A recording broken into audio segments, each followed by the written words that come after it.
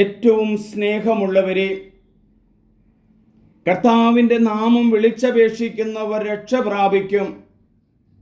അപ്പസ്തോല പ്രവർത്തനങ്ങളിൽ 2-ാം അധ്യായം 21-ാം വചനമാണത്.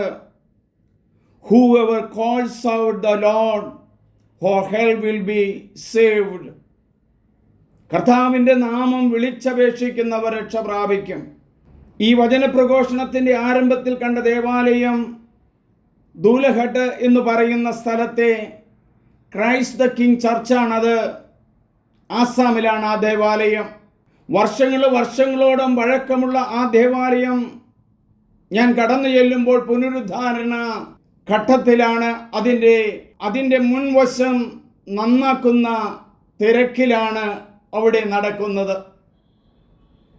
ആ ദേവാലയത്തിൻ്റെ മുമ്പിൽ നിൽക്കുമ്പോൾ എൻ്റെ മനസ്സിലേക്ക് കടന്നു വന്ന വചനമാണ്, കർത്താവിൻ്റെ നാമം വിളിച്ചപേക്ഷിക്കുന്നവർ രക്ഷ പ്രാപിക്കും.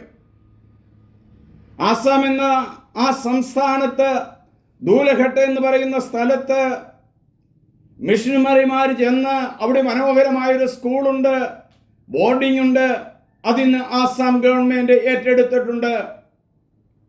അവിടെ നല്ല വിദ്യാഭ്യാസങ്ങളും ആതുരാലയങ്ങളും നൽകിയത് ക്രൈസ്തവരാണ്.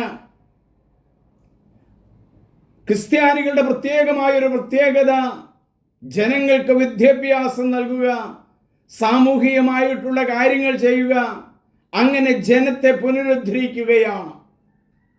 നമ്മൾ കേട്ട ആ വചനം, കർത്താവിൻ്റെ നാമം വിളിച്ചപേക്ഷിക്കുന്നവർ രക്ഷ പ്രാപിക്കും. പത്രോസ്ലീഹ അപ്പസ്തോല പ്രവർത്തനങ്ങളിൽ 8 പ്രസംഗങ്ങൾ നടത്തുന്നുണ്ട്. 1 മുതൽ 14 വരെയുള്ള അധ്യായങ്ങൾ അറിയപ്പെടുക പത്രോസിൻ്റെ നാമത്തിലാണ്. പിന്നീടുള്ള ആ അധ്യായങ്ങൾ പൗലോസിൻ്റെ പേരിലാണ്. ഈ 1-ാമത്തെ പ്രസംഗത്തിൽ ആദ്യം നമ്മൾ കാണുകയാണ്, ജോയേൽ പ്രവാചകന്റെ പുസ്തകം ഉദ്ധരിച്ചുകൊണ്ട് 2:28, എല്ലാവരുടെ മേലും പരിശുദ്ധാത്മാവിനെ ഞാൻ വർഷിക്കും, നിങ്ങളുടെ പുത്രന്മാരും പുത്രിമാരും പ്രവചിക്കും, യുവാക്കൾക്ക് ദർശനങ്ങളുണ്ടാവും, കർത്താവിൻ്റെ നാമം വിളിച്ചപേക്ഷിക്കുന്നവർ രക്ഷ പ്രാപിക്കും. അതുതന്നെയാണ് പത്രോസ്ലീഹായും തൻ്റെ ആദ്യത്തെ പ്രഘോഷണത്തിൽ പറയുന്നത്. കടലിൽ വലയെറിഞ്ഞ് മീൻ പിടിച്ചിരുന്ന പത്രോസിനെ കടൽക്കരയിലിരുന്ന് വല നന്നാക്കുമ്പോൾ മെൻഡിങ് ദെയർ നെറ്റ്സ് കർത്താവ് വിളിക്കുകയാണ്. കടലിൽ മീൻ പിടിച്ചിരുന്നവനെ ദൈവത്തിൻ്റെ വചനം നൽകി മനുഷ്യരെ പിടിക്കുന്നവരാക്കുക, ദൈവത്തിലേക്ക് മക്കളെ കൊണ്ടുവരുവാനായിട്ട് നിയോഗിച്ച ആദ്യത്തെ മാർപ്പാപ്പയാണ് വിശുദ്ധ പത്രോസ്ലീഹ. ആ പത്രോസ്ലീഹായുടെ വചനമാണ് നമ്മൾ കേട്ടത്. കർത്താവിൻ്റെ നാമം, യേശുവേ എന്നുള്ള നാമം, യാഹ്വേ എന്നുള്ള നാമം, എലോഹിം എന്നുള്ള നാമം, ലോർഡ് എന്നുള്ള നാമം, ഈ നാമം കർത്താവെ രക്ഷിക്കണമേ എന്നുള്ള ആ വചനം, കർത്താവെ സഹായിക്കണമേ എന്നുള്ള വചനം. കടലിൽ താണു പോകുമ്പോൾ വെള്ളത്തിന് മുകളിലൂടെ പത്രോസ് നടന്നു വരികയാണ്. ആ അവസരത്തിൽ എന്തോ ഒരു അവിശ്വാസം, എന്തോ ഒരു സംശയം പത്രോസിന്റെ മനസ്സിൽ കിളിർത്തു വന്നു. ആ നിമിഷത്തിൽ പത്രോസ് താഴാൻ തുടങ്ങി. കർത്താവിൻ്റെ നാമം വിളിച്ചപേക്ഷിക്കുന്നവർ രക്ഷ പ്രാപിക്കും. ആ കർത്താവിനെ വിളിച്ചപ്പോൾ തനിക്ക് കൈതന്ന കർത്താവിൻ്റെ ഓർമ്മയിൽ നിന്നുമാണ് പത്രോസ് ഈ വചനം പറയുന്നത്. യേശുവിൻ്റെ ആദ്യത്തെ രോഗശാന്തി കാണുക.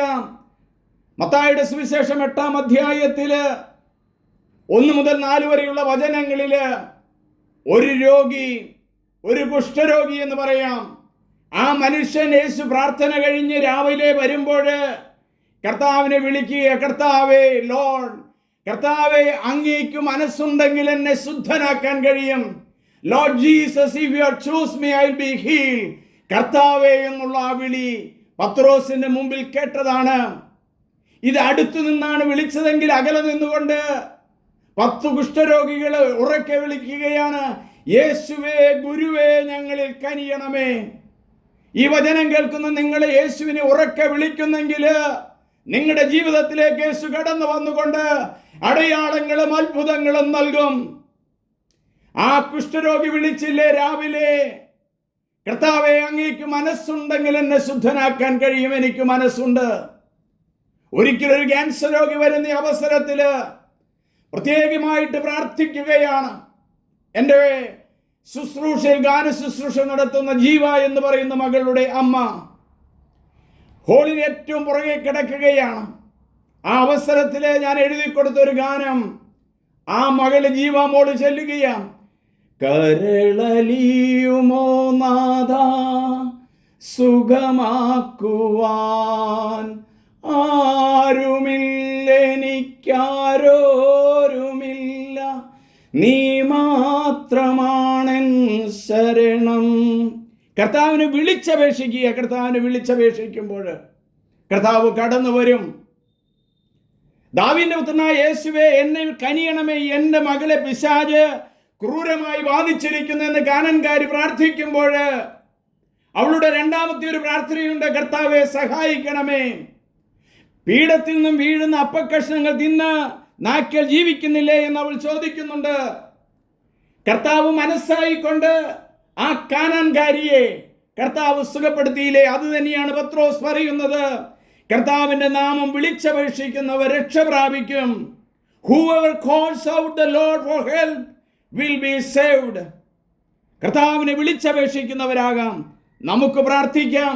കർത്താവേ, പത്രോസ്ലിഹായുടെ ആദ്യത്തെ പ്രസംഗത്തിലെ വചനങ്ങൾ ഉദ്ധരിച്ചുകൊണ്ട് അദ്ദേഹം പ്രാർത്ഥിക്കുകയാണല്ലോ, പ്രസംഗിക്കുകയാണല്ലോ. ആ അവസരത്തിൽ പറയുന്ന വചനമാണല്ലോ, കർത്താവിന്റെ നാമം വിളിച്ചപേക്ഷിക്കുന്നവർ രക്ഷ പ്രാപിക്കും. ഞങ്ങളെ ഓരോരുത്തരെയും രക്ഷയുടെ മാർഗത്തിലേക്ക് അങ്ങ് കൊണ്ടുവരണമേ, സത്യത്തിന്റെ മാർഗത്തിലേക്ക് കൊണ്ടുവരണമേ. കർത്താവെ, രോഗികളായ മക്കൾക്ക് വേണ്ടി ഞങ്ങൾ ഇതാ പ്രാർത്ഥിക്കുന്നു. ക്യാൻസർ രോഗികളെ സമർപ്പിക്കുന്നു, നട്ടൽ സംബന്ധമായ രോഗമുള്ളവരെ സമർപ്പിക്കുന്നു. കർത്താവായ യേശുവേ, ഇനി സൗഖ്യപ്പെടാൻ കഴിയുകയില്ല എന്ന് കരുതുന്നവരെ ഓരോരുത്തരെയും സമർപ്പിക്കുന്നു. ഈ ദിവസങ്ങളിൽ എന്നോട് പ്രാർത്ഥിക്കുവാൻ ആവശ്യപ്പെട്ടിരിക്കുന്ന ഓരോരുത്തരെയും അവരുടെ ഹൃദയങ്ങളിലേക്ക് പന്തക്കോസ്തായിൽ ഇറങ്ങി വന്ന പരിശുദ്ധാത്മാവ് അഗ്നിയായി, കാറ്റായി, വെള്ളമായി, മുദ്രയായി, ജലമായി ഇറങ്ങി വരട്ടെ. അവർക്ക് സൗഖ്യം നൽകട്ടെ. പത്രോസ്ലിഹ പറഞ്ഞതുപോലെ ഞങ്ങൾ ഉറക്കെ പറയുന്നു, കർത്താവിന്റെ നാമം വിളിച്ചപേക്ഷിക്കുന്നവർ രക്ഷ പ്രാപിക്കും. Whoever calls out the Lord for help will be saved. കർത്താവെ, ഞങ്ങളെ എല്ലാവരെയും രക്ഷിക്കണമേ. സ്വർഗരാജ്യത്തിലേക്ക് ഞങ്ങളെ കൊണ്ടുപോകണമേ. സമാധാനത്തിന്റെ ദൂതന്മാരാക്കണമേ. പരിശുദ്ധ കുർബാന സ്വീകരിക്കുന്ന ഓരോ മക്കളെയും അനുഗ്രഹിക്കണമേ. ദൈവമേ നന്ദി, ദൈവമേ ആരാധന, ദൈവമേ സ്തോത്രം. ഏറ്റവും പ്രിയമുള്ളവരെ, നിങ്ങളെല്ലാവരും ഈ ദൈവവചനം മുഴുവനും മറ്റുള്ളവർക്ക് ഷെയർ ചെയ്യണം. അപ്പസ്തോല പ്രവർത്തനങ്ങളിൽ ഉള്ള ഭാഗങ്ങളാണ് ഈ ദിവസങ്ങളിൽ വചന പ്രഘോഷണമായിട്ട് ഞാൻ നൽകുന്നത്. നിങ്ങൾ എല്ലാവരും ഇത് ശ്രവിക്കണം. ദൈവത്തിന് അനുഗ്രഹം നിറയട്ടെ എന്ന് പ്രാർത്ഥിക്കുന്നു. ദൈവമേ നന്ദി, ദൈവമേ ആരാധന. നിങ്ങളെല്ലാവരെയും ദൈവം അനുഗ്രഹിക്കട്ടെ.